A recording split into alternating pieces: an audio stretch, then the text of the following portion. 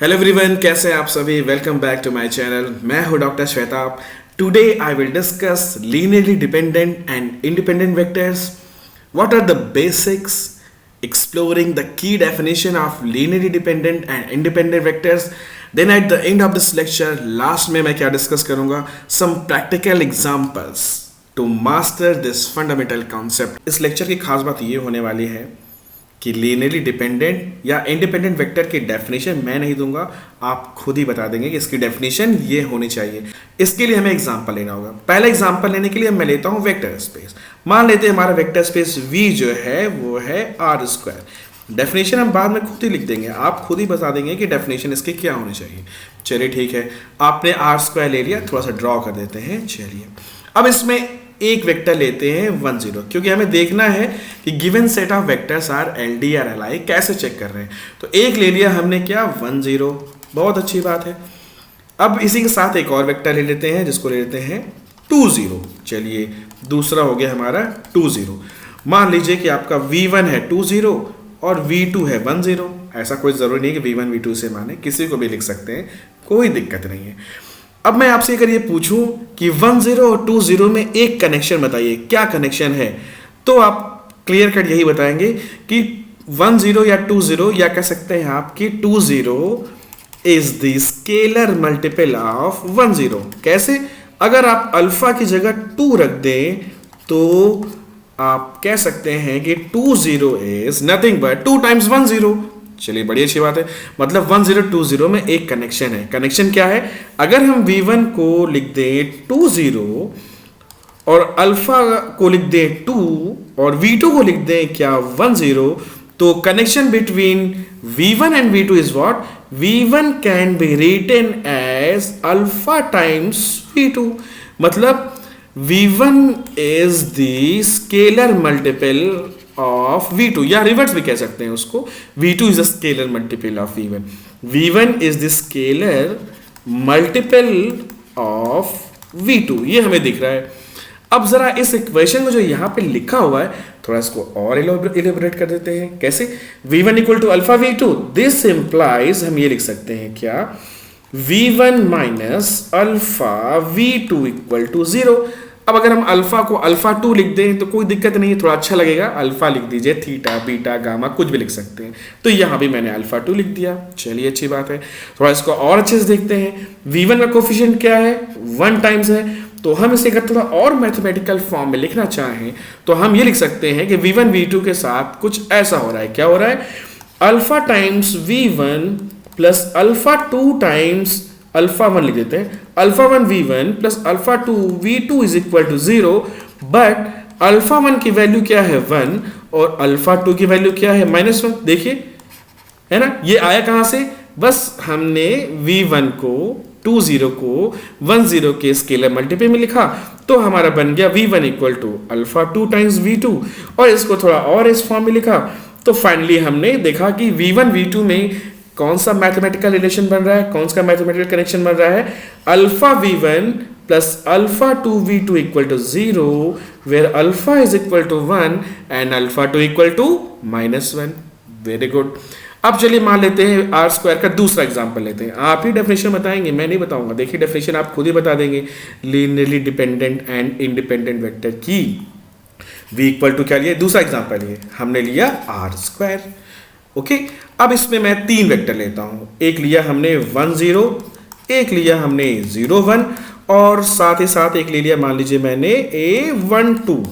इसको मान लीजिए V1, इसको मान लीजिए V2, इसको मान लीजिए V3। अब हम चेक करना नहीं सॉरी, मैं भी चेक ही नहीं करना चाहता हूँ V1 V2 V3 LD है LI ना। मैं देखना चाहता हूँ क्या V1 V2 V3 के बीच में आप कोई कनेक्शन बना पा रहे हैं। देखिए बना पाने की नहीं, देखिए आप कहेंगे यस वी नो 1 2 को अगर हम ऐसे लिख दें 1 2 is equal to 1 times 1 0 plus 2 times अगर 0 1 लिख दिया जाए तो देखिए इसकी वैल्यू 1 2 होगी। चलिए ये आपने बना दिया। आपने क्या कहा? Yes 1 0 0 1 and 1 2 is connected by this relationship. तो अब इसको हम थोड़ा मैथमेटिकल इक्वेशन फॉर्म में लिखें। जो हमने यहाँ लिखा है ना, ये इस फॉर्म में लिखना चाहते हैं। V3 के साथ मान लीजिए कोफिशिएंट क्या है, उसको हम अल्फा 3 बोल देते हैं। अल्फा 3 की वैल्यू क्या है? 1 ही है, 1 टाइम्स लिखा हुआ है। तो alpha 3v3 is equal to 10 को हमने v1 माना है, तो इसके साथ हम कोफिशिएंट लगा देते हैं alpha 1 v1, of course alpha 1 equal to 1 plus इस ये जो 0 1 इसको v2 कह रहे हैं, तो इसके कोफिशिएंट को अल्फा 2 बोल देते हैं, alpha 2 v2 where alpha 2 equal to 2। Very nice. तो फाइनली व्हाट वी गॉट, हमें ये इक्वेशन मिल रहा है v1 v2 v3 में। Still I am not telling you whether they are LD या LI, मैं बस आपसे पूछ रहा हूँ क्या आप इस तरीके का कनेक्शन बना पा रहे हैं? तो आप बोल रहे बना पा रहे हैं, मतलब अगर इसको हम और थोड़ा सिंप्लीफाइड वर्जन लिखें तो इसको क्या लिख सकते हैं? इसको लिख सकते हैं हम, yes what we can write, alpha 1 v1 plus alpha 2 v2 minus alpha 3 v3 is equal to 0। This is the relationship, या आप कह सकते हैं, अभी तो हम रिलेशन बोलते हैं, v1 v2 v3 के बीच में ये रिलेशनशिप है भाई, ठीक है, जहां alpha 1 is equal to 1, alpha 2 equal to 2 and alpha 3 अब लिख सकते हैं क्या, -1। अब यहां पे चला है ना, तो ये -1 हो गया, बढ़िया है, अच्छी बात है। तो ये हमारे बीच में मिल गया alpha 1 v1 v1 v2 v3 के बीच में ये मैथमेटिकल रिलेशनशिप बन गया। अब जरा सा ध्यान दें आप, अभी मैंने आपको बताया था पिछले क्लास में, ये जो पर्टिकुलर जो आप alpha v1 plus alpha 2 v2 minus alpha 3 v3, ये जो पर्टिकुलर फॉर्म है इसका क्या नाम है, जरा सभी लोग बताएं। मान लीजिए v1 v2 v3 तीन वेक्टर हैं और हम इनको इस फॉर्म में लिख रहे हैं, alpha 1 v1 plus alpha 2 v2 plus alpha 3 v3। तो हम इसको एक पर्टिकुलर नाम दिए थे, पहले मैंने बताया भी है प्रीवियस लेक्चर में इसी प्लेलिस्ट में। इसका नाम क्या था? इसका नाम याद कीजिए क्या था, एनीवन? आप लिख भी सकते हैं, इसका नाम है लीनियर कॉम्बिनेशन। इसको मैंने अपने प्रीवियस लेक्चर में बताया भी हुआ है कि इस पर्टिकुलर टर्म को हम कहते हैं linear combination of v1 v2 v3, right. और इससे लीनियर कॉम्बिनेशन कहने का एक सेंस भी है, अगर थोड़ा सा इंट्यूटिवली देखना भी चाहें तो जैसे v1 है, ए मान लीजिए v1 है, तो अल्फा v1 क्या होता है, एक मतलब हो सकता है स्केलिंग करके अल्फा v1 बढ़ जाए या श्रिंक हो जाए, राइट। तो मतलब एक लीनियर का सेंस आता है, कुछ ऐसा तो नहीं होता ना अल्फा v1 कैसे हो जाए, वेक्टर हमारा v1 था, है ना, लीनियर सेंस आता है। और उसके बाद देखिए plus plus, it's like we are combining this linear thing, तो शायद आप कह सकते हैं it's like a linear combination, एक इंट्यूटिवली वे में समझने के लिए बता रहा हूँ। तो आपने दो एग्जांपल देखा, दोनों में आपने ये लीनियर कॉम्बिनेशन इक्वल टू 0, जो v1 v2 का लीनियर कॉम्बिनेशन बनाया, ये इक्वेशन बना दिया उनके लीनियर कॉम्बिनेशन से और इक्वल टू 0 किया, तो आपको अल्फा 1 की और अल्फा 2 की वैल्यूज मिल रही है, राइट। इनफैक्ट यहाँ पे दोनों ही केस पे नॉन जीरो वैल्यूज मिल रही है, बहुत अच्छा है। अब हम लास्ट एग्जांपल इसी वेक्टर स्पेस में लेते हैं और उसके बाद देखिएगा लीनियरली डिपेंडेंट इंडिपेंडेंट की डेफिनेशन आप खुद ही बता देंगे। मान लीजिए मैंने v equal to R square लिया, इसके दो वेक्टर लिया, सिर्फ 1 0 और 0, सिर्फ यही ले रहा हूं मैं, v1 ये v2 ये। अब मैं आपसे फिर से एक क्वेश्चन पूछ रहा हूं, क्या 1 0 0 1 के बीच में कोई रिलेशनशिप कनेक्शन जैसा कि ऊपर मैं देखा हमने अभी, आप बना सकते हैं? क्या आप 1 0 0 1 को एक दूसरे के मल्टीपल में कभी लिख सकते हैं? Can you write 1 0 is equal to alpha times 0 1? Possible है, एक ही पॉसिबिलिटी है हम ये कर सकें। मतलब अगर आप इसके बावजूद भी आप चाहते हैं, मान लीजिए इसको v1 लिख दूं, इसको v2 लिख दूं, और आप 1 0 और 0 1 के बीच में कनेक्शन चाहते हैं, मतलब ऐसा ही मैथमेटिकल रिलेशनशिप जैसा कि ऊपर था आप चाहते हैं, मतलब alpha 1 v1 plus alpha 2 v2 equal to 0 हम अभी भी चाहते हैं v1 v2 के बीच में। तो देखिए क्या निकल के आ रहा है, अल्फा 1 v1 लिख दिया मैंने 1 0 प्लस अल्फा 2 v2 लिख दिया मान लीजिए 0 1।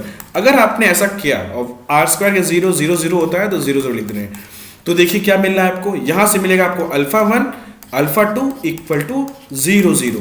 This implies what is happening here, alpha 1 भी 0 हो जाएगा, अल्फा 2 भी 0 हो जाएगा, मतलब ये v1 v2 1 0 0 1 कुछ ऐसा बिहेव कर रहे हैं। If you are trying to write them scalar multiple of each other, और आप स्केलर अल्फा 1 अल्फा 2 को इन्वॉल्व कर रहे हैं वहां पे, तो हमेशा अल्फा 1 अल्फा 2 की वैल्यू 0 ही आनी है, कोई पॉसिबिलिटी आ ही नहीं रहा है, राइट। अब क्या मतलब हुआ इसका, हमारे पास तीन केसेस हैं। देखिए केस 1, देखिए केस 1 मैं चलता हूँ स्क्रीन को ऊपर ले जाता हूँ। केस 1 देखिए यहाँ पे क्या था, 1 0 2 0 में you have this connection, this linear combination equal to 0, but alpha 1 alpha 2 दोनों की नॉन जीरो वैल्यूज आ रही हैं, राइट। तीसरा यहाँ पे देखिए, यहाँ पे क्या था, यहाँ पे भी v1 v2 v3 के बीच में आपने ये लीनियर कॉम्बिनेशन दिस इक्वेशन ये लिखा, लीनियर कॉम्बिनेशन वाला इक्वेशन, यहाँ पे अल्फा 1 अल्फा 2 अल्फा 3 तीनों की नॉन जीरो वैल्यूज आ रही है। और यहाँ जो आपने एक और कनेक्शन लिखा, देखिए, ये देखिए, यहाँ पे 1001 के बीच में क्या हुआ, आप कुछ ऐसा ही रिलेशनशिप लिखना चाह रहे थे, बट सारे के सारे अल्फा जो है, सारे के सारे स्क्वायर जो है 0 आ रहे हैं। ये इसका मतलब क्या हुआ, केस 1, केस 2, केस 3। यहीं से हमारा लीनियर डिपेंडेंट और इंडिपेंडेंट वेक्टर्स की डेफिनेशन यहाँ से आपके सामने आती है। डेफिनेशन आपके स्क्रीन पे थोड़ी देर में आ जाएगा। आप अब सोचिए इसकी डेफिनेशन क्या हो सकती है। अगर मैं आपसे बोलूँ यहाँ पर, देखिए स्क्रीन ऊपर ले जा रहा हूँ, कि यहाँ पर इस केस में आपके वेक्टर्स 1 0 और 2 0 दे आर एल डी। इस केस में, ये जो दूसरा केस था, इस केस में भी vector v1, v2, v3 are L D. तीसरे केस में, इसमें मैं बोल रहा हूं vector v1, v2 are not L D, they are L I, linearly independent. इन दोनों केसेस को देखते हुए अगर मैं आपसे बोलूं, आप मुझे बताइए डेफिनेशन क्या है L I and L D vectors, मतलब linearly independent and independent vectors की, तो अब आप खुद ही इसकी डेफिनेशन बता सकते हैं। डेफिनेशन आपकी स्क्रीन पे है, जिसको आप ऊपर के एग्जांपल से कोरिलेट करेंगे तो आपका कॉन्सेप्ट इमीडिएटली क्लियर हो जाएगा। डेफिनेशन क्या है एक बार स्क्रीन पे आप देख सकते हैं, साथ ही साथ मैं भी लिख रहा हूं। अगर vector space V over field F आपको दिया गया है और उसमें वेक्टर्स दिए गए हैं v1, v2, मान लीजिए n वेक्टर्स दिए गए हैं, then they are said to be linear dependent.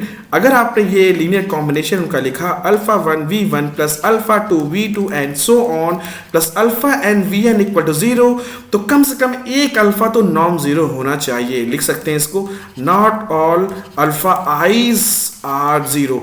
कम से कम एक भी अल्फा हो सकता है, वो अल्फा 1 हो, वो हो सकता है अल्फा 2 हो, या कोई भी हो, एक भी अगर अल्फा नॉन जीरो हुआ तो आप कहेंगे वेक्टर्स आर एल डी।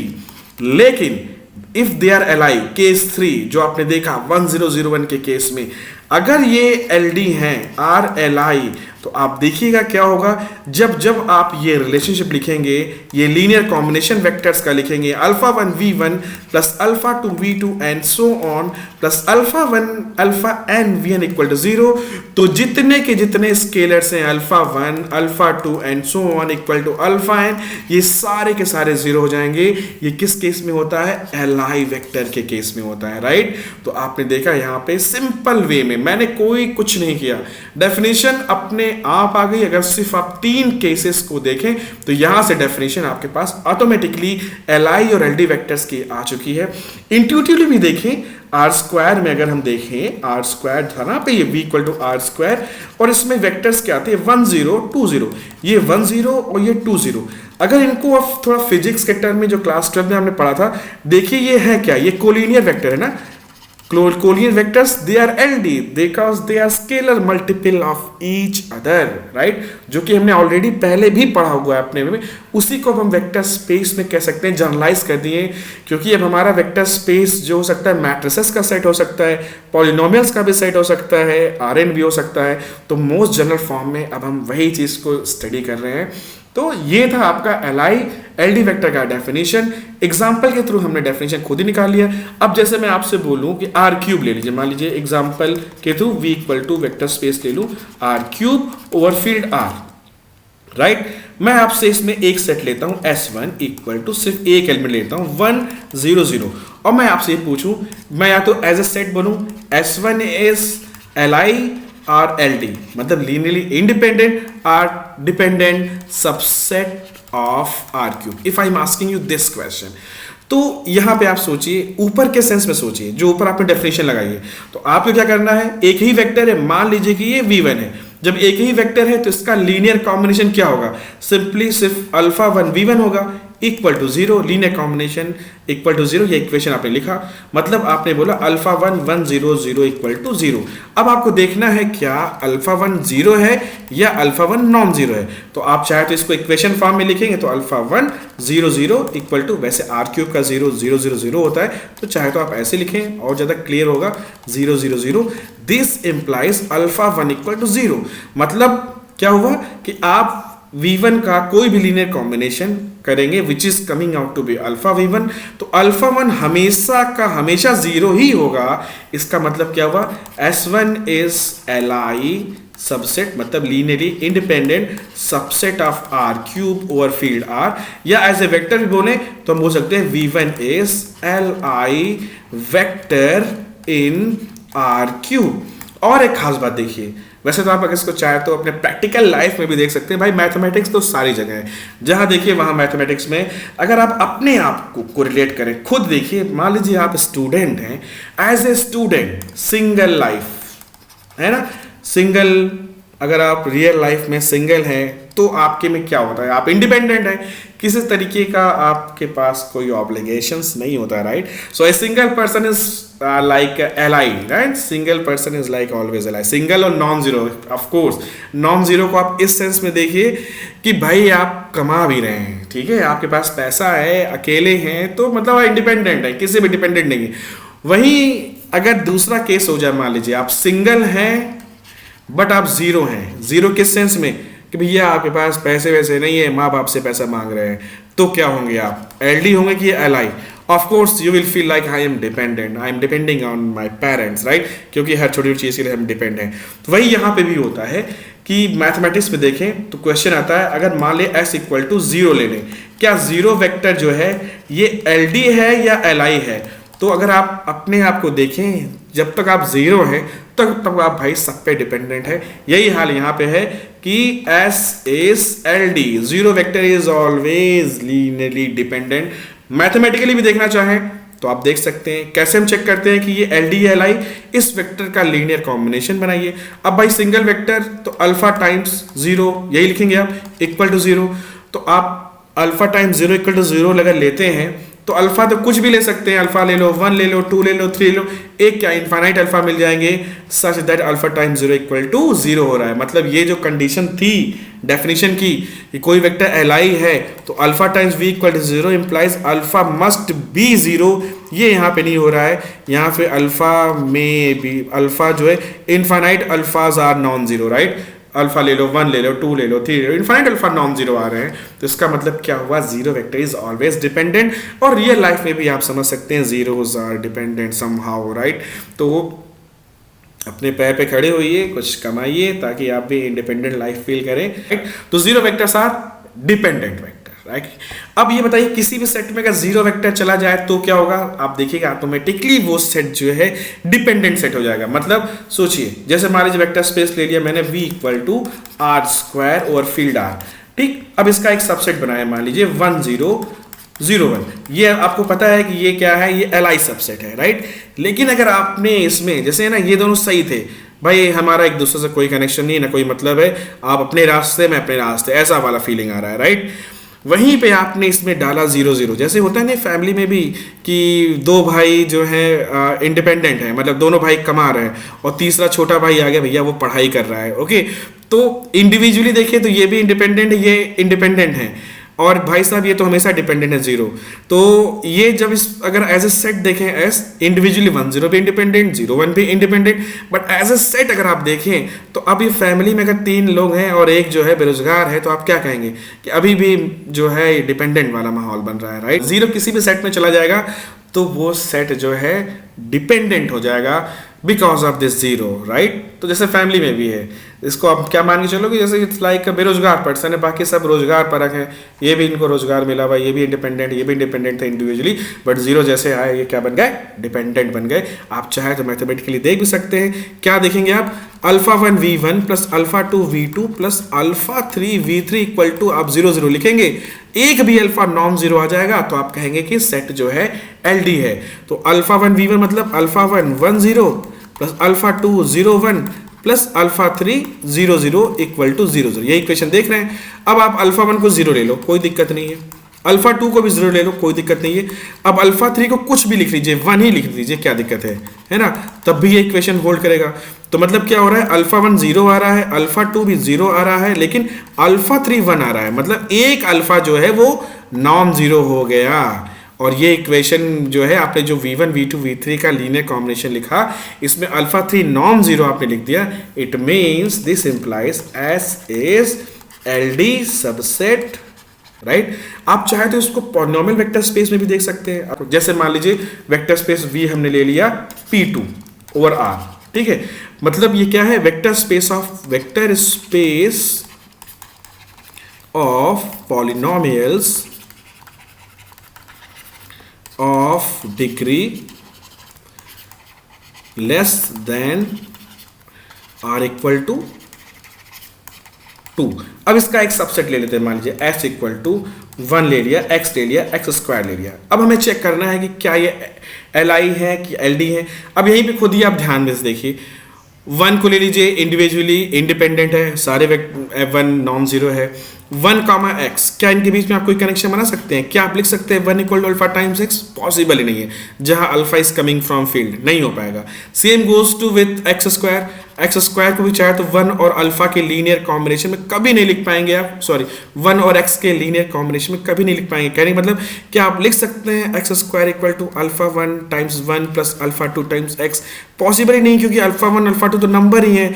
तो ये लेफ्ट साइड में एक्स स्क्वायर है तो राइट साइड में एक्स स्क्वायर कभी आ ही नहीं पाएगा। तो अगर देखने में इंट्यूटिवली देखें, 1 एक्स स्क्वायर एक दूसरे से पूरी तरीके से इंडिपेंडेंट है, किसी को किसी के लीनियर कॉम्बिनेशन में नहीं लिख सकते। तो एक सेंस आ रहा है, क्या आ रहा है कि किसी में कोई कनेक्शन नहीं दिख रहा है, ना 1x में, ना 1x स्क्वायर में, ना x स्क्वायर में, ना x स्क्वायर 1x में, ना 1x स्क्वायर में। समझ रहे ना, कुछ भी आप बना लो, आप चाहे तो एक्स स्क्वायर को इन दोनों के कॉम्बिनेशन में नहीं लिख पाओगे, लीनियर कॉम्बिनेशन में, नहीं एक्स ले लीजिए और इसको आप क्या कह सकते हैं 1x स्क्वायर के कॉम्बिनेशन में कभी नहीं लिख सकते। यहाँ पे कॉम्बिनेशन से हमारा हमेशा यही मतलब है, कहना ही right, x equal to alpha times 1 plus alpha 2 times x square, कहना ही right. Alpha 1 is the number, alpha 2 is the number, कभी ये कुछ भी कर लें भाई, पॉसिबल ही नहीं है ऐसा आप लिख पाएंगे राइट कि x आ जाए है। तो एक सेंस आया कि ये इंडिपेंडेंट होने चाहिए। अगर आपको ये सेंस नहीं आया तो हमारे पास मैथमेटिकल डेफिनेशन है, कैसे देखेंगे?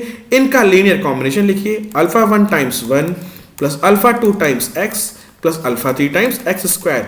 इसको लिख लिया आपने v1, इसको v2, इसको v3। तो ये alpha 1 v1 plus alpha 2 v2 plus alpha 3 v3 equal to, अब पॉलिनोमियल केस में 0 क्या होता है? 0 times 1 plus 0 times x plus 0 times x square, क्योंकि p2 का एलिमेंट है तो p2 का 0 कुछ ऐसा होगा। अब आप चाहे तो कंपेयर कर सकते हैं राइट, कांस्टेंट टर्म यहाँ पे 1 है तो यहाँ से कांस्टेंट कंपेयर करें तो अल्फा 1 क्या आएगा 0, x का कोफिशिएंट कलेक्ट कीजिए तो अल्फा 2 भी क्या आएगा 0 और अल्फा 3 भी क्या आएगा आपका 0 राइट। तो अल्फा 1 अल्फा 2 अल्फा 3 तीनों ही 0 है। सो इसका मतलब हुआ S is Li subset of P2। Okay, तो देखिए ये लेक्चर हमारा बस यहीं तक है। यहाँ पे मेरा मेन पर्पस था आपको ये समझाना कि Li और LD वेक्टर होते क्या है। एग्जाम्पल के थ्रू समझ लिया हमने, हमें डेफिनेशन खुद ही बनाया, मतलब ऐसा नहीं कि डेफिनेशन जो है हमें लिखना पड़ा। डेफिनेशन अगर आपने ऊपर एग्जाम्पल समझा तो डेफिनेशन खुद आ गया। नेक्स्ट लेक्चर्स में हम जो करने वाले हैं कुछ एग्जाम्पल लेंगे Li LD वेक्टर्स के, कुछ नॉन ट्रिवियल एग्जाम्पल लेंगे, उनकी टेस्टिंग देखेंगे कैसे हम टेस्ट करते हैं कि given set of vectors are Li LD हैं। तो नेक्स्ट जो हमारा लेक्चर आएगा एग्जाम्पल्स पे आएगा, अच्छे एग्जाम्पल्स हम लेंगे, फिर हम आगे के लेक्चर में प्रोसीड करेंगे। और अगर आपको लेक्चर्स मेरा पसंद आया और आपका किसी भी तरीके से मैं हेल्प कर रहा हूँ तो please don't forget to subscribe my channel, okay, and keep supporting me, keep watching me. Thank you so much.